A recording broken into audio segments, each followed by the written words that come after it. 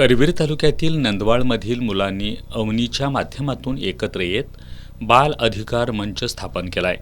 या मंचच्या वतीनं गावात स्वच्छता मोहीम राबवण्यात आली। यावेळी मुलांनी गावातील लोकांना घरोघरी जाऊन स्वच्छतेचं महत्त्व पटवून दिलं। माझा कचरा माझी जबाबदारी, माझा गाव स्वच्छ आणि सुंदर गाव अशा घोषणा दिल्या।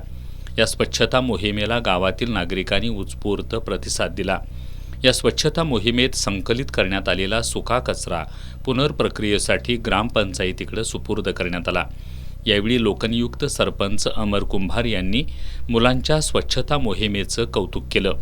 या मोहिमेसाठी सामाजिक कार्यकर्ते रणजित गुरव, शिक्षिका सलमा मकानदार, निशा चौगुले, ग्रामपंचायत अधिकारी प्रियांका पाटील, रेखा कांबळे, अवनी संस्थेचे जैनुद्दीन पन्हाळकर, विक्रांत जाधव, शाहरुख आटपाडे यांनी परिश्रम घेतले।